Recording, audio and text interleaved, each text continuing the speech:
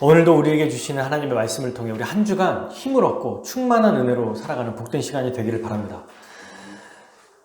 30절 말씀을 보면요. 사도들이 그동안 예수님께서 보내신 2명씩 짝을 지어서 전도를 하러 갔잖아요.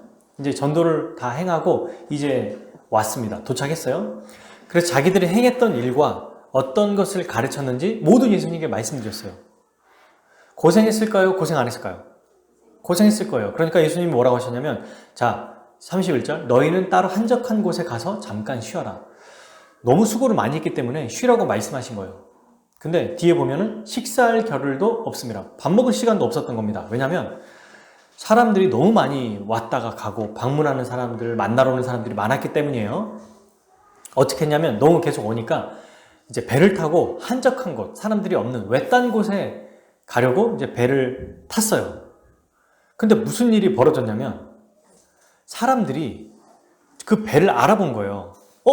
저 예수님과 제자들이잖아. 이러더니 이 수많은 사람들이 갑자기 이제 이 배가 여기서 출발해서 어떤 곳으로 가고 있겠죠. 근데 그 가는 곳을 알고 있었던 거예요. 어디쯤 도착할지를. 보통 그 지형을 알고 있으니까 사람들이 이따가도 보겠지만 이 수많은 사람들이 저기 예수님과 제자들이다 이러면서 배보다 더 빨리 뛰어가는 거야. 그리고 그 장소로 먼저 와 있어요. 여러분, 사람들이 싫어서 피해서 나오는데 그들이 지금 내 눈에서 나보다 더 빨리 도착점에 가 있다고 생각해 보세요. 약간 좀 끔찍하지 않나요? 유일하게 쉬는 시간은 배 안에서예요, 이게. 밥도 못 먹었다고. 그러니까, 이제 좀 쉬어야겠다. 이제 그만 오세요. 마치 문을 이제 의료진들이 이제 문을 닫았는데, 뒷문을 향해서 이제 나갔어요. 뒷문을 나가는데 이미 서 있는 거예요. 또 수많은 사람들이 그 앞에. 따로 진료를 받으려고. 말하자면. 이거 제가 보면은 뭐가 생각나냐면 아프리카 아이들이나 옛날 우리나라 그 마을에 보면 아이들이 돈 없고 막 고아하고 막 이런 애들이 그냥 막 초롱초롱한 눈으로 계속 따라다니잖아요. 그래서 이제 차가 천천히 가는데 이미 막 가 있고. 여러분, 이렇게까지 하면 그 전에 안 했던 것도 아니고 지금 계속 가르쳤잖아요. 피곤하단 말이야. 그럼 뭐 어떻게 살 거야, 우리 같으면. 야, 이 정도까지 했는데 그만 좀 해라. 내일 좀 와라. 나 좀 쉬자. 나 밥도 못 먹었어. 이럴 수 있지 않습니까? 근데 예수님 어떻게 반응하셨죠? 34절 한번 읽어볼까요? 34절 시작. 예수께서 나오사 큰 무리를 보시고 그 목자 없는 양 같음으로 인하여 불쌍히 여기사 예 여러 가지로 가르치시더라. 뭐 하셨냐면 불쌍히 여기신 겁니다. 야, 지금 너무 많이 온 거 아니야? 야, 나 좀 쉬자가 아니라 불쌍히 여기셨어요. 왜냐면 마치 양은 목자가 없으면 눈이 어두워서 아무데나 막 가거든요. 죽을 수도 있어요. 그래서 양들 보면 예수님이 99마리 양보다 한 마리 양을 찾으러 다닌다고 말하는 게 실제로 그 당시 중동 지역에는 이제 비탈진거나 언덕에 이제 양을 풀어놓지 않겠습니까? 양이나 염소를. 근데 양이 눈이 어두우니까 막 그냥 지가 하고 싶은 대로 가요. 그러다가 어디 구덩이에 빠지기도 하거든요. 누군가 인도해주거나 지켜줄 사람이 없다는 겁니다. 지금 딱 이스라엘 백성, 이 사람들이 그런 모습이라는 거예요. 목자가 없이 자기들끼리 막 어떻게 살아야 될지 모르면서 아둥바둥하며 사는 겁니다. 이들에게 지금 목자가 있을까요? 현실에는 목자가 있어요. 허세와 허영에 가득 차서 술과 파티를 열고 아주 미쳐서 오락거리로 하나님의 선지자를 죽인 헤롯 대왕이 있어요. 그들이 눈에 보이는 이들의 목자입니다, 현재. 그죠? 근데 이렇게 이 파티에 이런 환락에 가득 차 있는 이 왕에게 이 백성들이 무엇을 소망하고 기대할 수 있겠어요? 그러니 진짜 이들을 이끌어가는 왕이 없었습니다. 솔로몬 시대 때만 해도, 다윗 시대 때만 해도 어땠어요? 이끌어가는 목자가 있었습니다. 그러나 지금은 없죠. 예수님은 이들을 불쌍히 여기셔서 뭐 하셨냐면, 여러분 뭐 하신 줄 아세요? 여러 가지로 가르치셨어요. 하나님 나라의 복음을 알려주셨다는 겁니다. 사실 오병이어 하면은 물고기 2마리, 맞죠? 보리떡 5개, 이거 가지고 먹인 것을 아주 우리는 귀하게 여기고 중요한 핵심으로 생각하잖아요. 맞아요. 근데 우리가 놓치고 있는 게 뭐냐면 가르치셨다는 것을 놓칠 수 있습니다. 여러분, 이게 얼마나 중요했냐면 언제까지 가르치셨어요? 35절 때가 저물어 갈 때까지 가르치신 거예요. 이게 이렇게 중요하다는 겁니다. 복음을 전하는 것. 그러니까 자, 목자 없는 양에게 가장 필요한 게 뭐죠? 복음이에요. 복음. 목자예요. 말씀이라고. 당장 먹는 거보다 우리 주님은 모든 것을 꿰뚫어 보시니까. 여러분, 왜냐면 이제 오병이어는 설명할 거예요. 근데 이건 어때요? 한 번 먹으면 지금 끝나는 겁니다. 이 오병이어 사건은. 일시적으로 끝난다고요. 그게 중요하지 않다라는 것을 우리 주님은 알고 계시기 때문에 먼저 가르치셨어요. 그러니 이 오병이어 사건을 통해서 우리가 알아야 되는 거. 아, 정말 말씀을 먹고 말씀으로 우리가 살아가는 것이 중요하구나. 이걸 이미 예수님은 말씀해 주셨다는 겁니다. 자, 계속해서 볼게요. 예수님은 언제까지 가르치셨냐면 여러 가지로 하나님 나라의 복음을 가르치셨다고 했어요. 그게 뭐예요? 이 마가복음 1장 초반부터 나오는 회개하라, 천국이 가까이 왔다. 나를 통해서 하나님 나라가 왔다. 이제 그러니 회개하고 나를 받아들여라. 이 얘기를 수없이 얘기하셨다는 겁니다. 그렇게 이제 계속 전하고 있는데 예수님은 별로 관심이 없어요. 이 사람들이 배고프든 배가 안 고프든 뭐 관심이 있을 수 있겠지만 그냥 그거에 별로 연연하지 않고 계속 가르치시고 있는데 제자들은 그게 아니었습니다. 35, 36절 뭐라고 했냐면 예수님께 제자들이 이제 계속 가르치고 계시는데 제자들이 나오는 거예요. 야, 이거 예수님한테 얘기해야 되는 거 아니야? 지금 수많은 사람 생각해보세요. 수많은 사람들이 지금 이 빈들이라는 곳에 앉아있어요. 빈들은 어떤 곳이냐면 deserted place 이렇게 돼 있더라고요. 영어에. 그러니까 약간 황량한 척박한 땅이라는 거예요. 거기에 그냥 그러니까 외딴 곳에 가서 지금 쉬려고 가신 거잖아요. 그러니까 그곳에 뭐가 없어요. 뭐 가게가 있는 것도 아니고 그곳에 뭐 뭔가 사람들이 많이 다니는 상점이 있는 것도 아니에요. 그냥 빈들인 거예요. 그냥 예수님이 오니까 와 있는 겁니다. 그곳에 수많은 사람들이 있는데 배가 고플 거 아닙니까? 자기들도 배고프고. 그래서 뭐라고 했냐면 이렇게 말해요. 예수님, 저 사람들 지금 보냅시다. 여기 너무 황량한 땅이에요. 밥 먹여야 되지 않겠습니까? 그래서 뭐라고 얘기냐면 여긴 빈들이 없어요. 이제 밤이 돼가요. 그러니까 36절 이 사람들을 보냅시다. 저기 마을이나 저기 촌에 가가지고 뭘 좀 사 먹게 합시다. 우리는 지금 뭔가를 할 수가 없어요. 그랬더니 예수님이 말씀하시죠. 여러분, 이 제자들이 하는 이 의견, 이 생각이 어떠해 보여요? 믿음이 없어 보이지 않습니까? 저도 그렇게 생각했어요, 예전에는. 그러니까 자격 미달인 것처럼 보이잖아요. 왜냐하면 예수님께서 가르치시고 말씀하셨는데 지금 그 가르치는 걸 잠깐 중단시키고 아니 이것보다 더 중요한 거는 지금 먹어야 됩니다. 배고프니까 지금 날도 저물어가요. 이거 어떻게 먹일 거예요? 빨리 그냥 보내세요. 이랬는데 아니 영적인 눈도 뜨이지 않아서 무슨 제자겠냐. 예수님이 뭘 하실지도 모를까요? 그거 알고 해야 되잖아, 제자라면. 이렇게 했어도 뭔가 있을 거다 이렇게 생각해야 되는데 근데 아니에요. 그렇게 안 했어요. 여러분, 제자들이 반응이 현실적인 반응이에요. 당연히 모릅니다. 어떤 일을 하실지. 근데 우리도 마찬가지인 거예요.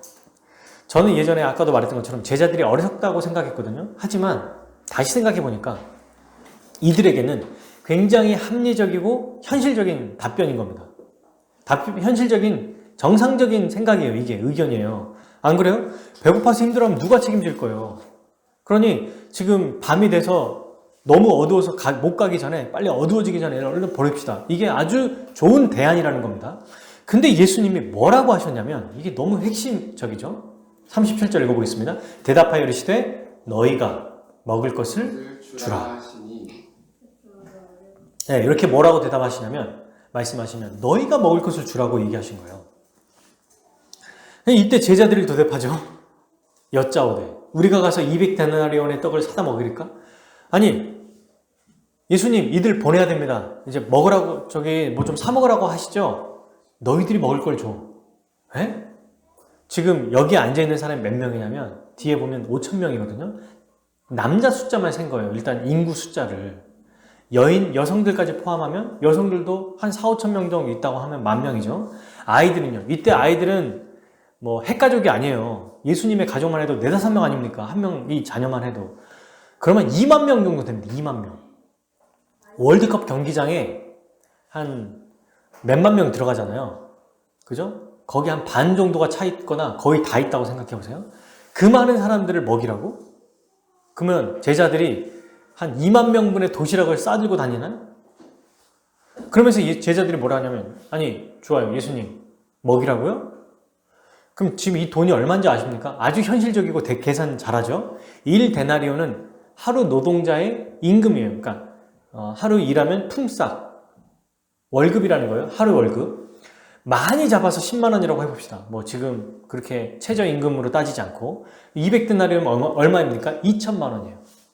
2천만 원의 돈을 가지고 있겠냐고요, 제자들이. 불과 얼마 전만 해도 아무것도 가져가지 말고 지팡이랑 배낭만 가라고 그러는데 무슨 돈이 어디 있습니까? 불가능해요. 이만한 도시락 자체가 없어요. 근데 예수님이 뭐라고 하시냐면 너희가 먹을 것을 주라고 말씀하셨거든요. 이게 뭐냐면 예수님이 제자들을 통해서 이루실 것을 말씀하시는 거예요. 지금 이거는 너희가 주라. 이미 너희에게 내가 주지 않았냐. 그리고 너희를 통해 내가 행하겠다. 이걸 보여주신 겁니다. 진짜로 현실에서 빵을 사오라는 얘기가 아니래요. 여러분, 예수님이 그래서 그 다음에 바로 얘기하시죠. 먹을 것을 주라 했더니 뭐 없어요 라고 하니까 뭐라고요? 그 바로 38절 너희에게 떡 몇 개나 있는지 가서 봐라. 그러니까 알아보라고 얘기하셨어요. 그랬더니 이제 얘기합니다. 수선을 해보니까 무리 중에 예수님 물고기 2마리랑 빵 5개 있답니다. 이 정도 있어요. 이렇게 딱 가져온 거예요. 그러면 이제 이거를 보면 예수님이 처음 얘기하시면 너희가 먹을 것을 주라고 할 때 만약 이것을 아는 이상적인 답변은 어떻게 되냐면 예수님 먹을 것을 주라고요? 저희는 없지만 한번 알아보겠습니다. 그리고 알아보니까 이 정도 있습니다. 네, 근데 이것 가지고 제가 줄 텐데요. 어떻게 할까요? 주님께 가지고 나와야겠죠. 그리고 주님 이것밖에 없지만 주님이 어떤 일을 하실 것을 믿습니다. 그동안 수많은 기적을 봐왔으니까 이런 답변을 원하시지 않았을까? 너희가 먹을 것을 주라고 할 때 이미 가진 것 가지고 그리고 주 앞에 그걸 가지고 내어놓는 것 그게 바로 좋은 답변이었을 거예요. 그런데 비아냥을 했죠. 말도 안 되는 소리 2천만 원 돈 어디 있습니까 지금? 이렇게 얘기한 거예요. 근데 보세요 여러분. 이 구절만 딱 떼면은 이해가 되는데 제자들의 이 안타까움이 왜 나타나냐면 불과 방금 어디서 온 거예요? 각 마을마다 돌아다녔죠. 뭘 받아서? 예수님께 능력을 받았잖아요. 기억나시죠? 그 능력을 받아서 각 마을마다 돌아다니고 그 한 군데 집에서 먹고 마셨어요. 뭐냐면 먹을 것을 이미 책임져 주셨다는 거예요. 그걸 경험했던 자들 아닙니까? 맞죠? 아무것도 가져가지 말라고 그랬잖아요. 주님이 하나님께서 다 먹이실 거니까. 그걸 책임졌기 때문에 너희가 먹을 것을 주라고 할 때 우리를 먹이실 것처럼 이들도 먹이겠구나. 알겠습니다 주님. 어떻게 할까요? 이렇게 반응해야 된다는 거예요. 이미 반응이 너무 많으니까. 그런데 방금 전까지 받았던 진짜 생각해보세요. 며칠 지난 것도 아니야. 지금 배 타고 왔잖아 이제 방금. 근데 방금 했던 것도 잊어버려. 그리고 비아냥거리잖아. 돈 없어요 이러고 있다고. 굉장히 우리의 모습과 비슷하지 않습니까? 그러니까 뭐라고 말을 못하겠는 거예요. 이 제자들의 모습을 보고. 그러나 우리 주님은 혼내지 않으시고 뭐라고 하세요? 다시 한번 찾아봐. 그래서 제자들이 찾아서 가져왔을 때 이렇게 가져왔을까요? 예수님 봤더니 보리떡 5개 물고기 2마리가 있어요. 할렐루야 이걸로 먹이실 것을 믿습니다. 이랬을까요? 예수님 이게 단데요? 이러고 가져왔지 않았을까? 근데 어떻게 하셨냐면 이 아주 보잘것 이 작은 것을 가지고 아주 위대하게 만들어 주셨어요. 자 39절 한번 볼까요? 제자들에게 명하사 그 모든 사람으로 때를 지어 푸른 잔디에 앉게 하시니 때로 100명씩 50명씩 앉은지라. 그리고 41절 이렇게 쭉 이제 축사하시고 떡을 떼고 이렇게 줬더니 42절 읽어봅시다. 시작. 다 배불리 먹고 남은 떡 조각과 물고기를 12바구니에 차게 거두었으며. 얼마나 많이 먹었냐면 진짜 거기 있는 2만 명의 사람들이 다 먹은 거예요. 여러분 생각해보세요. 만약에 제자들의 말처럼 근처에 혹은 그곳에 상점들이 있고 도시 한복판에서 가르치셨다면 제자들 중에 배고파서 가는 사람도 있었겠죠. 근데 여기는 갈 데도 없어 지금. 그리고 먹으라고 할 때 그들 중에 돈이 있는 사람도 있고 돈이 없는 사람도 있었겠죠. 그죠? 그리고 2만 명의 사람들이 한꺼번에 도시에 딱 들어가면 먹을 게 동이 납니다. 그러니 어떤 사람은 돈이 있든 없든 배불리 먹고 어떤 사람은 못 먹어요. 돈 없는 사람은 많이 못 먹겠지. 그죠? 인간의 방법으로 할 때 이 한계가 드러난다는 거야. 아무리 돈이 많아도. 그 2만 명의 사람들이 어떻게 다 먹습니까? 도시가 거들나지. 그런데 아무것도 없어도 우리 주님은 역사를 만들어내시는 거예요. 우리가 가지고 있는 것으로 우리 힘으로 하기보다 그냥 주님께 내어 맡길 때 우리 주님이 정말 최고로 풍성하게 채워주셨다는 겁니다. 정말 놀라운 일이 일어난 거죠. 여러분, 근데 이게 예수님께서 말씀하시고 어떻게 했냐면 제자들이 어떻게 했어요? 네, 뭐 믿었거나 뭐 이런 것들을 떠나서 한번 세어보고 이렇게 있습니다라고 말하는 순간부터 역사가 일어났어요. 자, 무슨 얘기냐면, 자, 예수님 알겠습니다, 보여주세요, 믿겠습니다가 아니라 예수님 말씀하신 거, 자, 그러면 몇 개 있는지 한번 세봐. 아, 예수님 이렇게 있습니다. 그냥 단지 순종이죠. 뭐 아무것도 아니잖아요. 그냥 알아본 거잖아요. 그리고 주님 앞에 대답을 하고 가지고 왔어요.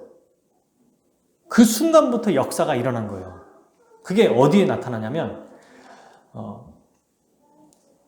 39절 보시면, 마가는 여러분 39절과 35절 한번 눈여겨보세요. 35절에는 뭐라고 했냐면, 지금 이 장소가 빈들이라고 했죠. 실제로 영어 성경에 보면, 아니 원어로 보면은 뭐 desolate place라고 나와 있거든요. 황량한 곳이라고 돼 있어요. 근데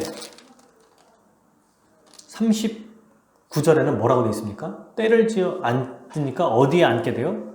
푸른 잔디, green grace라고 적혀 있어요. 예수님이 말씀하시고 말씀하시는 순간 그들이 반응을 어떻게 하든지 만에 그냥 주님이 말씀하시는 순간부터 역사가 일어나기 시작한다는 겁니다. 푸른 잔디가 어떤 곳입니까? 뭐가 생각나요? 시편 23편이 생각나죠. 여호와는 나의 목자시니, 그분이 우리의 목자가 되시니까 이곳이 어떤 곳이든지 간에 부족함이 없게 된다는 것입니다. 여기서부터 이미 마가는 설명하고 있어요. 그럼 멋진 표현 아닙니까? 푸른 잔디로 바뀌어버리는 것처럼 보여주는 거예요. 여러분, 우리 주님이 목자가 되시면 이 세상에 어떤 일이 일어나고 어떤 환경 속에 있고 우리가 어떤 상황에 있을지라도 푸른 초장이 되는 거예요. 왜요? 그분이 우리를 안전하게 보호하시고 지키시고 은혜를 주시니까. 그곳이 사망의 음침한 골짜기일지라도 푸른 잔디라는 것입니다. 우리 주님이 우리를 붙들고 계시기 때문이죠. 예수님께 드리는 순간, 그분이 말씀하시는 그 순간부터 역사가 일어났어요. 어떤 일이 일어났냐면 우리가 봤죠? 41절, 떡 5개랑 물고기 2마리를 가져왔어요. 근데 여러분, 이게 사복음서에 다 나오거든요. 마태, 마가, 누가, 요한. 그러면 이 떡과 물고기를 누가 가져왔는지 아세요? 근데 그러니까 누구에게부터 어떤 사람에게 받아왔을까요? 한 아이라고 나와요. 한 아이. 그게 요한복음에 나오거든요. 여기서는 그 아이가 중요하지 않다는 걸 보여주는 거예요. 우리가 자꾸 아이에게 너무 집중하니까. 여러분, 빵 5개랑 생선 2개가 2만 명을 먹이기에는 많나요, 적나요? 없어요. 그냥 말하자면 없다고 생각해야 돼. 그러니까 애가 가져온 것이 그것 자체가 대단한 게 아니고 아무것도 없는데 무에서 유를 창조하신다는 재창조의, 새 창조의 모습을 보여주는 것을 더 지금 여기서 보여주는 거예요. 이 오병이어는. 근데 한 아이가 먹을 때 저는 그런 생각도 들더라고요. 아니, 엄마가 얘를 보통 도시락을 싸줬거나 했을 텐데, 그러면 애가, 여러분, 빵 5개 많아, 저건? 혼자 먹을 때? 한 끼에 빵 5개? 지금 제과점에 가서 빵 3개 이상 먹을 수 있나? 없죠. 물고기 2마리는. 못 먹어. 그거랑 빵 5개랑. 그러면 얘가 진짜 굉장히 먹성이 좋은 애거나, 아니면 그 자체가 굉장히 장하기도. 얘는 굉장히 이렇게 뭔가 몸집이 있는 애였을까? 그러니까 별 생각이 다르더라고요. 애가 무슨 빵을 5개랑 떡 생선 2마리를 이렇게 가지고 오는 게 어른도 아니고. 그런 생각이 잠깐 들었어요. 아무튼 이 음식이 크다 작다가 아니라 보잘것 없다는 거예요. 2만 명에 비하면. 근데 이걸 가지고 어떻게 하셨냐면 예수님이 하늘을 우러러 축사하셨습니다. 이게 뭘까요? 축사하는 의미가. 천주교에서는 성찬할 때 이렇게 손 높이 들거든요. 이건 잘못된 거예요. 절대 이렇게 하면 안 됩니다. 마치 성찬식을 나중에 우리가 배울 텐데 이렇게 올리는 게 안 돼요. 그렇게 해서는 안 돼요. 나중에 그 의미를 알려드릴게요. 예수님이 많이 하시는 것. 근데 그 의미는 뭐냐면 하나님께 내어 맡기고 그분께 기도하는 의미예요, 이게. 그리고 하나님께 영광 돌리는 거고, 나중에 성찬에 대해 설명을 해줄게요. 어쨌든 이 예수님의 이 행동은 하나님께 영광을 돌리고 하나님께 기도하고 모든 것이 아버지께로부터 시작된다는 것을 보여주는 거예요. 그분이 스스로 하실 수 있으나 하나님 아버지께 기도하고 그분께만 우리가 공급받는다는 것을 보여주는 거죠. 그리고 이것을 어떻게 하셨냐면 뗀 다음에 제자들에게 먼저 줘요. 이게 굉장히 특이한 표현이죠. 또 41절에 떡을 때 어떻게 해요? 제자들에게 주어요. 그리고 이 제자들이 사람들에게 나누어 주게 합니다. 제가 예전에 그 예수님에 대한 영화를 한번 본 적이 있거든요. 근데 이 오병이어 사건의 영화를 어떻게 만들었냐면 나중에 진짜 우리가 정말 교회가 만약 좀 이런 것들 저런 것들이 잘 갖춰져 있으면 제가 딱 얘기하면 방송실에서 딱 그 장면이 딱 나와서 영상 보여주는 거예요. 이게 진짜 생동감이 있는데 나중에 그렇게 되기를 바랍니다. 그러면 영상 할 사람들이 예배를 못 드리는구나. 그러면 그때는 제가 그냥 누르는 걸로 준비해가지고 어떤 그런 시설이 갖춰져 있고 이러면 좋겠어요. 왜냐하면 생동감이 있으니까. 제가 그 영화를 봤을 때 어떤 생각이 났냐면 이제 제자들이 사람들이 다 약간 축 처져 있고 배고프니까 그리고 제자들이 이제 예수님께 떡을 딱 받고 생선을 딱 받았을 때 바구니를 이렇게 받았을 거 아니에요, 그걸로. 근데 딱 받고 뭐 이제 없으니까 그 안에서 이렇게 빼주는데 빼주면서부터 갑자기 확 올라가는 거예요. 영상 기법으로. 굉장히 멋있더라고요. 근데 그때 뭐냐면 제자들도 깜짝 놀라요. 받는 사람도 깜짝 놀라. 갑자기 그가 거기서 이 우울하고 약간 뭔가 배고픔이 축제 분위기로 변하는 걸 볼 수 있어요. 우와! 이렇게 되는 거야. 나눠주는데 자 이제 떨어지려고 하는데 또 확 올라가. 계속 국민으로 이러니까 막 2만 명의 사람들이 먹으면서도 놀래, 보면서도 놀래. 이게 현실로 일어나는 일입니다. 지금 이게 얼마나 멋진 축제의 분위기예요. 뭐랑 대조돼요? 예수님의 베풀어 주신 이 만찬이 헤롯과 비교되죠. 자기만 먹고 마시고 오히려 유흥으로 사는 자들, 이 세상의 임금. 그러니까 이 세상의 임금은 꼭 지도자를 얘기하는 게 아니에요. 이 세상의 것들, 이 세상에서 중요하다고 하는 것. 그러나 우리 주님은요, 축제의 분위기, 이 천국잔치의 분위기를 여기서부터 보여주는 겁니다. 이미 예표를 보여주는 거죠. 그래서 이런 분위기 안에서 어때요? 헤롯 대왕에서는 귀족들과 뛰어나고 돈 많은 가진 자들만 먹고 마셨지만 여기는 가장 가난하고 돈 없고 힘없는 자들이 한 명도 빠짐없이 다 배불리 먹었어요.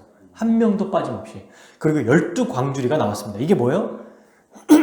이스라엘은 10이라는 숫자가 완전수를 뜻해요. 얼마나 완전하고 충만한 은혜가 베풀어주는지를 눈으로 보여주는 겁니다. 다 배불리 먹었다. 근데 남은 게 없어. 이러면 또 먹고 싶을 수 있잖아. 우리 애들 중에도. 근데 바구니가 12개나, 이 광주리가 여러분 작지 않습니다. 엄청 커요. 그 안에 이렇게 12개나 있으면 배고픈 사람 또 먹을 수 있겠지. 이렇게 먹고 남을 정도로 풍성해졌다는 것을 보여주는 겁니다. 근데 이게 사람의 노력으로 가능할까요? 불가능해요. 안 돼요. 우리는 할 수 있겠습니까? 못해요. 아까 말했죠? 만약에 제자들이 말한 것처럼 예수님 저들 좀 먹이자고 합시다. 가서 좀 사 먹으라고 합시다. 그래서 예수님이 허락하셨다면 몇 명이나 먹었을 거냐고. 그 2만 명이라는 사람이 도시에 가서 그 도시 음식을 다 거들낼지라도 누가 먹겠어요? 그리고 여기 있는 사람들 다 가난해요. 여기서 진짜 제대로 빈익빈 부익부 현상이 나타날 거라고. 돈이 있어도 많이 못 먹고 없는 사람 아예 못 먹어. 말씀 듣고 이제 도시로 가서 촌에 가서 뭐 사 먹을 때 사람의 노력으로는. 그러나 우리 주님께 나올 때 어떻게 돼요? 배고픔이 배부름이 되는 거예요. 놀라운 일이 일어납니다. 우리가 필요한 우리의 이 정말 배고픔이 진정한 배부름으로 채워진다는 거예요. 근데 여러분 이것은 먹는 것만 의미하지 않아요. 주기도문에 보면 일용할 양식이라고 나오죠. 일용할 양식이 뭘 포함해요? 우리가 살아가는 필요한 모든 것들을 얘기합니다. 여기서는. 이 장면을 보면 이 오병이어 사건을 미리 보여주는 예표하는 사건이 있습니다. 구약에. 뭘까요? 광야 이스라엘 백성에게 하나님이 먹인 만나와 메추라기. 그 사건이 생각나지 않아요? 불기둥, 구름기둥으로 보호하시고 물을 때에 따라 주시고 그들을 보호하시는 것. 그러니까 이 오병이어 기적은 그분의 백성들이 이 땅에 살아가는데 필요한 모든 양식을 뜻한다는 거예요. 필요한 모든 것. 음식뿐만 아니라 재정, 돈, 건강, 정서적인 만족, 심리적인 필요까지도 다 채워주는 것. 이게 여기서 말하는 오병이어의 기적이에요. 하나님은 여러분, 이 세상에서 살아가는 우리를 유한한 인간, 피조물로 만드셨어요. 죄를 짓지 않았다 할지라도 우리는 창조주를 의지하며 살아야 되는 인간입니다. 아담도 마찬가지고요. 완성될 하나님 나라에서도 마찬가지예요. 지금도 마찬가지예요. 그거를 하나님께서 우리에게 자유를 주셨지만, 의지를 주셨지만, 우리가 가장 우리답게 살아가는 건 언제냐면, 우리가 피조물이고 우리는 하나님을 날마다 의존하고 그분께 붙들려 살아야 된다는 걸 인식하고 살 때, 아, 나는 주님께 붙어 있어야 돼. 주님을 의지하며 살아야 돼. 이렇게 살 때가 가장 우리에게 적합한 모습이고 합당한 모습이라는 거예요. 그러니 여러분, 하나님 또한, 하나님은 이 세상을 창조하실 때 실제로 먹고 마시게 우리를 창조하셨어요. 진짜로 이 만져지는 것들을 먹어야 된다는 거예요. 영적인 어떤 이 안식뿐만 아니라 실제로 현실에 필요한 것들을 받아서 누리며 살아갈 수 있는 존재로 만드셨습니다. 여러분 생각해 보세요. 영적으로 즐거워? 너무 좋죠. 근데 먹는 걸 딱 얘기해보고, 자, 예준아, 제일 좋아하는 게 뭐야? 뭐 스파게티도 잘 먹더라고요. 자, 스파게티를 먹는다고 생각해보자. 자, 먹고 있어. 예담이는 뭘 제일 좋아하지? 게장을 먹는다고 생각해봐. 이렇게만 말하고 먹는다고 생각만 해. 아, 좋다. 이러고 말잖아. 근데 진짜로 먹는 게 좋아? 먹는다고 생각하는 게 좋아? 먹는 게 좋은 거예요. 이걸 통해서 진짜 만족을 주시는 거거든요. 근데 이런 분들이 있어요. 나는 영적인 사람이다. 이 땅의 것을 추구하지 않는다. 뭐 그렇게 먹는 거에, 입는 거에, 그러니까 그거에 뭘 그렇게까지 생각하냐.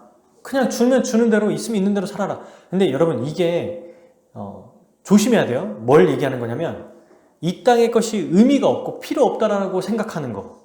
그러면 이거는 2세기 당시에, 2세기, 그러니까 뭐 1세기, 2세기 정도 되겠죠. 200년, 300년 때 생긴 영지주의라고 하는 이단 사상에서 나온 거예요. 영과 육을 분리시키고 육은 악하고 영은 선하다라고 하는 거. 그러니까 금식 기도는 뭔가 있어 보이고 먹고 하는 기도는 뭔가 천박해 보이게 만드는 거. 이게 다 영지주의에서 나온 거거든요. 하나님의 이 세상을 물질로 창조하신 물질 세계를 부인하는 거예요, 이거는. 아주 잘못된 거죠. 우리는 필요해요. 육신의 필요가 필요하다고. 건강도, 돈도 필요한 게 있다는 거예요. 피조물임을 알아서 주님을 의지하며 살아야 돼요. 육을 부인하면 부활도 부인해야 돼요. 우리가 하나님 완성된 하나님 나라에서 그냥 영적으로만 사는 게 아니라고. 영육 통일체로 살아가요. 우리 주님이 오셔서 다시 부활할 거라고. 완전한 몸으로. 그러니까 느껴진다고요, 만져진다고. 근데 지금 육을 완전히 배제하고 산다고? 그거 자체가 그러면 왜 이 땅에서 살아요? 그게 무슨 의미가 있겠냐는 거예요. 근데 반대로 너무 이 땅의 것에만 매여 있으면 이것에 또 우상 숭배를 하게 됩니다. 우리가 계속 몇 주 동안 살펴봤죠. 내가 원하는 것에만 혈안이 되고 그것에 매이게 돼요. 이 또한 하나님이 원하시는 게 아니에요. 여러분, 만약에 우리가 하나님보다 더 사랑하고 의지하고 두려워하고 신뢰하면 그게 우상 숭배라고 했어요. 사랑하는 순간, 더 사랑하는 순간 숭배의 모습으로 나타나요. 더 의지하니까, 더 기뻐하니까, 그거 생각하면 행복하니까. 그러면 어떻게 하란 말이냐? 두 가지로 얘기할 수 있어요. 첫 번째, 우리 주님이 우리의 필요를 채워주실 것을 기대하고 간구해야 됩니다. 주님, 저는 이것이 필요합니다. 연약합니다. 주를 의지합니다. 주님께 나아갑니다. 저에게 필요한 것을 채워주십시오. 주님, 이러이러한 것들이 정말 저에게 필요합니다.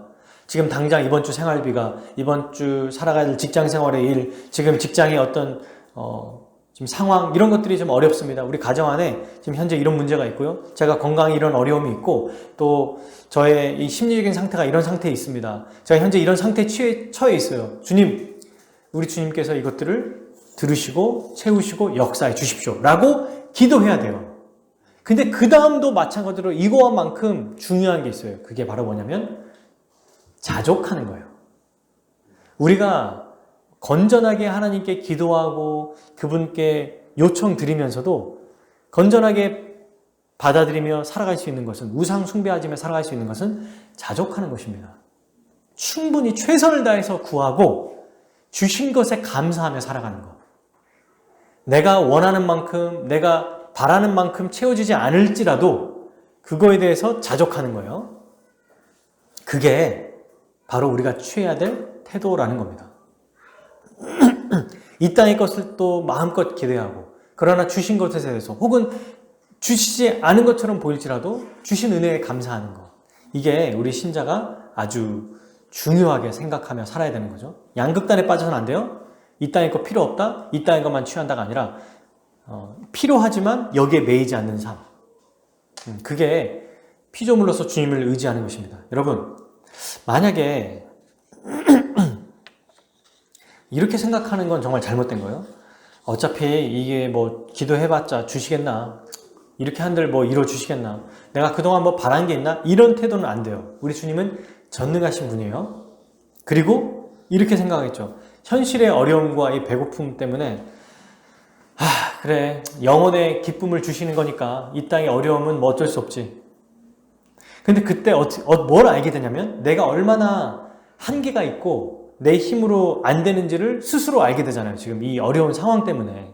그게 재정이든 건강이든 어떤 심리적이든 또는 아이들과 가족들과 회사 안의 관계든.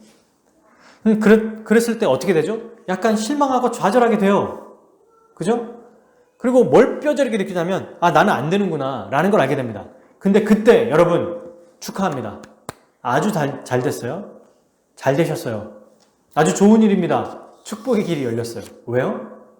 다른 것들이 아니라 오직 우리 주님만 의지할 수 있는 절호의 기회가 생긴 거거든요.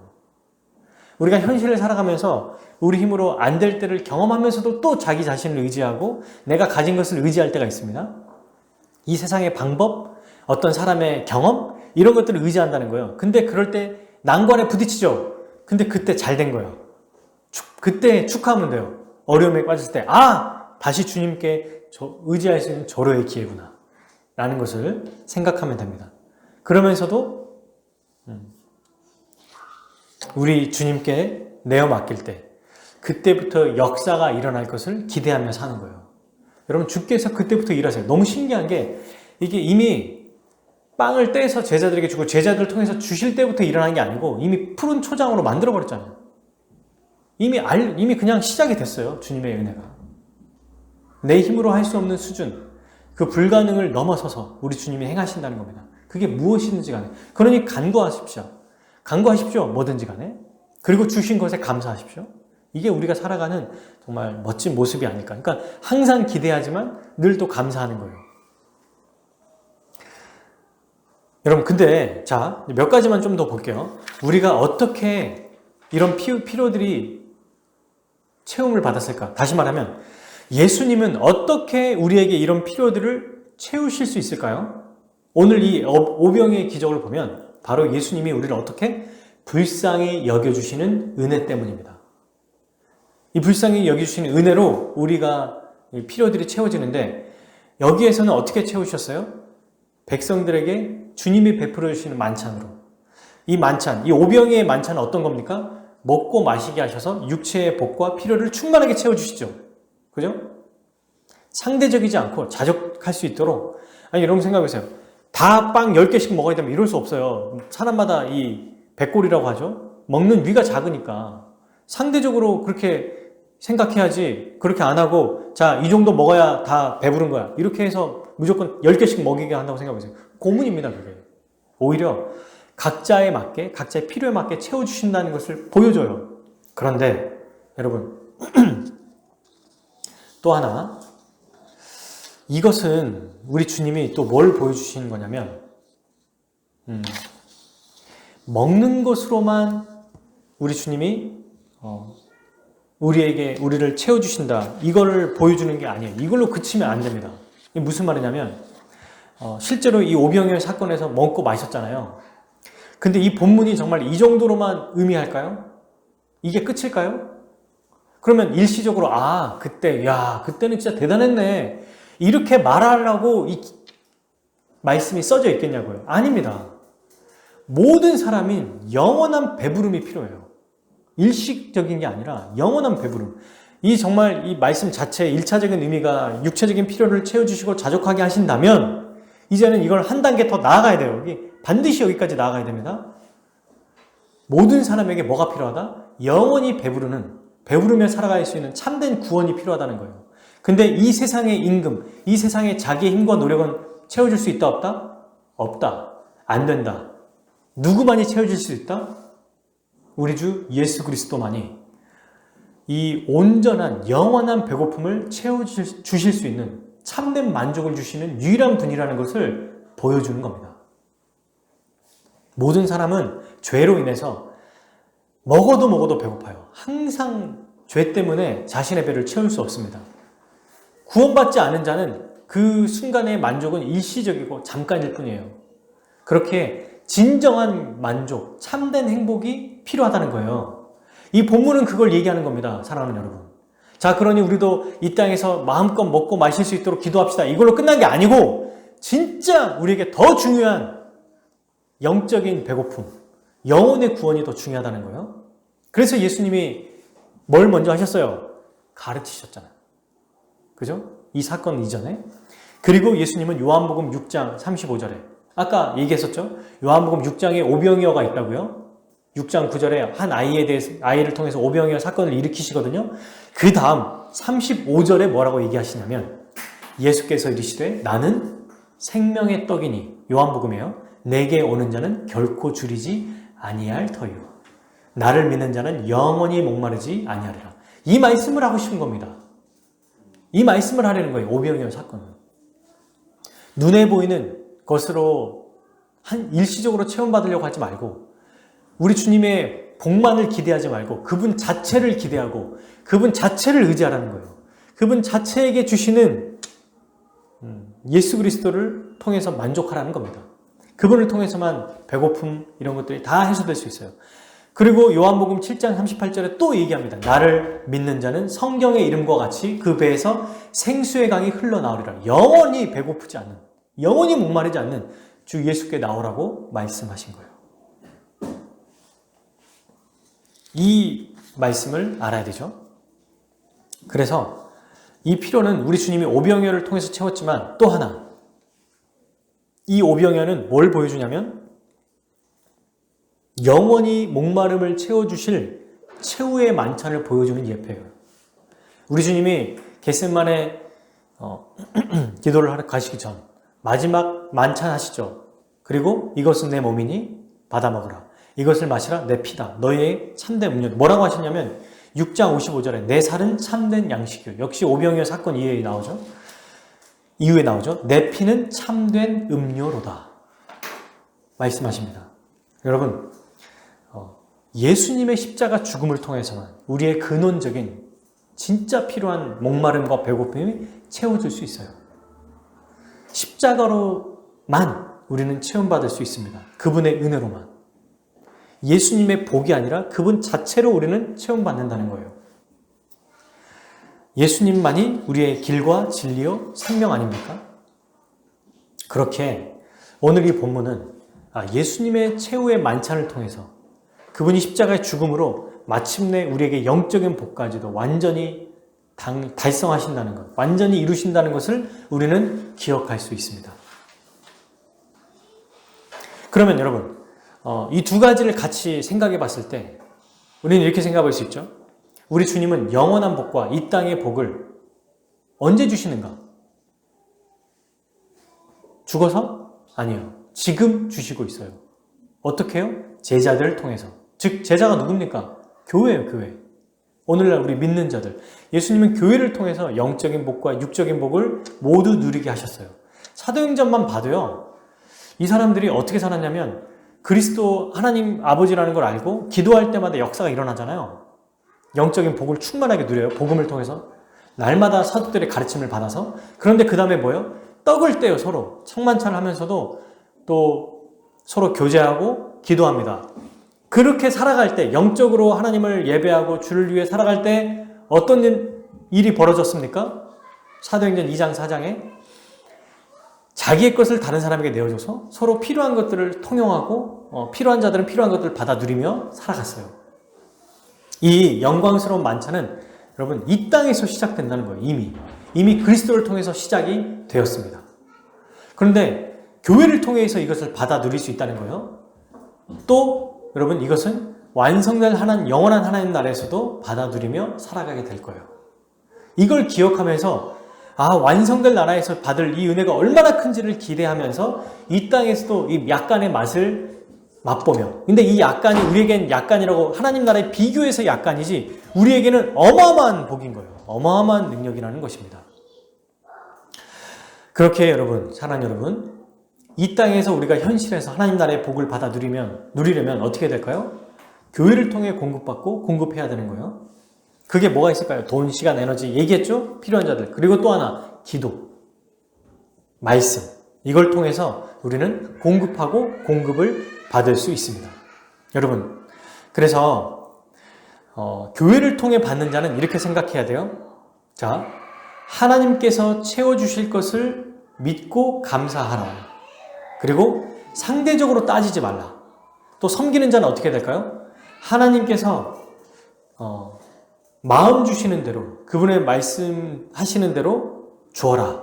인색하게 하지 마라. 섬기지 마라. 그게 얼마가 됐든지 간에 이 두 가지가 필요해요. 그러니까 교회를 통해 공급받는 받는 자는 하나님이 채워주시고 있구나, 이게.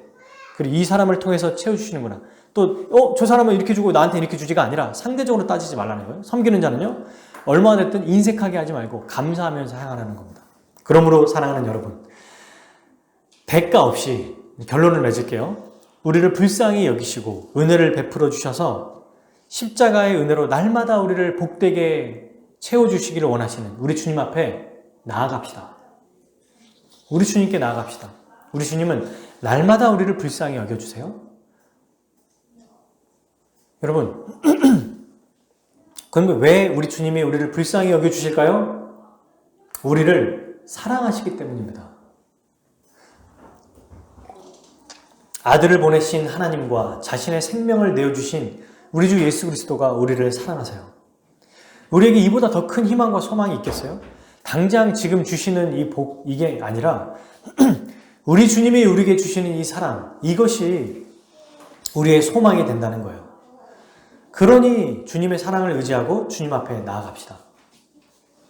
마태복음 11장 28절에서 30절 무거운 짐을 쉬운 성경에 이렇게 되어 있어요. 무거운 짐을 지고 지친 사람은 모두 나에게 오라. 내가 너희를 쉬게 할 것이다. 나는 마음이 온유하고 겸손하니 나의 멍에를 메고 내게 배우라. 그러면 너희 영혼이 쉼을 얻을 것이다. 여러분, 오늘도 우리는 어떻게 해야 되냐? 우리를 불쌍히 여겨주시는 우리 주님께 나아가야 된다. 어떻게 나가야 되죠? 세 가지로 얘기해 주셨어요. 오늘 본문을 통해서 알 수 있어요. 첫 번째, 말씀을 통해 주 앞에 나가야 됩니다. 예수님은 말씀으로 우리를 가르치셨어요. 말씀이 우리를 살리기 때문에, 우리를 새롭게 하기 때문에, 말씀이 우리를 은혜받게 하는 통로입니다. 살아계신 하나님과 성령의 역사를 경험하게 해요. 그러니 말씀을 통해 주 앞에 나아갑시다. 더 배우고 알아가야 돼요. 이를 위해서는. 우리가 계속 지금 얘기하고 있지만 내년의 사역과 내년의 스케줄, 어떤 것보다 우리의 삶에 말씀을 배우는 시간을 확보하고 주일 예배를 온전히 말씀을 배우는 시간으로 삼기를 바랍니다. 직장인들, 우리 주부들, 또 특수한 상황에서 여러 가지 어려움에 혹은 특수한 상황에 처해 있는 분들 모두 다 이 말씀을 배우는 일, 그 최고의 말씀을 배우는 시간이 언제인 줄 아세요? 예배 시간이에요. 이 세상 어떤 것보다 이 시간을 소중하게 여겨야 됩니다. 하나님은 이 시간을 가장 기뻐하시고 가장 원하시는 거예요. 아이들을 가르칠 때도 예배 시간보다 이 세상에 중요한 것은 없다는 것을 알려주고 우리 또한 그렇게 살아야 할 것입니다. 그리고 두 번째는 우리에게 주신 것을 가지고 믿음으로 주 앞에 나아가야 합니다. 어떻게 나아가야 되냐? 말씀을 통해서. 그리고 이미 우리에게 주신 것 가지고 주 앞에 나아가야 됩니다. 예수님은 제자들에게 이미 다 주셨어요. 능력도 주셨고 은혜도 주셨습니다. 그리고 또 제자들에게 이미 각자 찾을 수 있도록 물고기 2마리, 보리떡 5개가 그 무리에게 이미 있다는 것을 주님은 아신 겁니다. 그래서 여러분, 그것이 보잘것없고 작아 보이잖아요. 그럴지라도 내가 가진 게 뭔지를 생각해 봐야겠죠. 그리고 이걸 가지고 내가 무엇을 할 수 있을까? 어떻게 도울 수 있을까? 그리고 또 어떻게 기도할 수 있을까? 이걸 12월 한 달 동안 생각해 보면 좋겠어요. 마지막 세 번째, 주께서 우리 교회를 통해서 나에게 복을 주실 것을 믿고 주 앞에 나아갑시다. 제자들을 통해서 작은 것 가지고 모두를 배불리게 하셨잖아요. 그러니까 두 번째, 내가 가진 것 가지고 주 앞에 나아갈 때 다른 사람이 또 나에게 행하시는 이걸 가지고 우리 교회가 차고 넘치고 풍성해질 것입니다. 믿고 기대합시다. 현실에 만족하지 말고요. 항상 이것에 만족하지 말고 항상 더 소망합시다. 그리고 내년에는 여러분, 우리 교회를 통해 우리에게 어떤 복을 주실지 우리 기대하며 살아갑시다. 진짜 이게 너무 중요해요. 기대하지 않고 그냥 살아가는 사람과 하나님께서 주실 것을 기대하면서 감사하는 것. 내 옆에 있는 지체가 나를 위해 기도하고 나를 위해 살아갈 것을 또 기대합시다. 더 나를 위해 살아갈 것을, 또 더 많은 사람들이 우리 교회에 와서 풍성한 복을 우리에게 채워주실 것을 우리 기대하며 살아갑시다. 믿음도 좋은 청년들, 우리 아이들의 또래 아이들이 올 것을, 또 비슷한 우리의 또래 부모들이, 믿음 좋은 부모들이 와서 함께 나눌 것을 기대하며 살아갑시다. 구체적으로 생각하고 기대하고 기도합시다. 그때 어떻게 역사하시든지 간에 우리를 자족하게 하시고 거기에 감사하며 살아가게 하실 거예요. 그런 자들, 그런 우리는 어떻습니까? 말씀을 통해서 내가 가지고 있는 것을 가지고 교회를 통해 충만히 복을 누릴 것을 기대하며 주 앞에 나아갈 때 어떻게 돼요? 부족함이 없게 될 겁니다. 평안하고 안전한 푸른 풀밭에 누이실 거예요. 쉴만한 물가로 인도하실 거예요. 우리 교회를 말씀을 통해 살리고 의로운 자로 살아가게 하실 거예요. 어떤 상황에서도 우리를 안전하게 하실 거예요. 주님이 함께 하실 것이기 때문에 그렇습니다. 모든 삶이 복되고 의미가 있고 하나님께 영광이 될 것입니다. 주님의 은혜가 항상 우리와 함께 하실 거예요. 시편 23편 1절에서 6절 같이 우리 한번 마지막으로 찾아보고 우리 말씀을 마치겠습니다. 주님께 나와서 말씀을 가지고, 말씀을 통해, 그리고 내가 가진 것을 가지고 또 교회를 의지하며 나아가는 자는 어떻게 살아가는가? 주님의 목자가 되셔서 이런 삶을 살 수 있습니다. 같이 읽어볼게요. 여호와는 나의 목자시니 내게 부족함이 없으리로다. 그가 나를 푸른 풀밭에 누이시며 쉴 만한 물가로 인도하시는 도다. 내 영혼을 소생시키시고 자기 이름을 위하여 의의 길로 인도하시는 도다. 내가 사망의 음침한 골짜기로 다닐지라도 해를 두려워하지 않을 것은 주께서 나와 함께 하심이라. 주의 지팡이와 막대기가 나를 안위하시나이다. 주께서 내 원수의 목전에서 내게 상을 차려주시고 기름을 내 머리에 부으셨으니 내 잔이 넘치나이다. 내 평생의 선하심과 인자하심이 반드시 나를 따르리니 내가 여호와의 집에 영원히 살리로다. 아멘.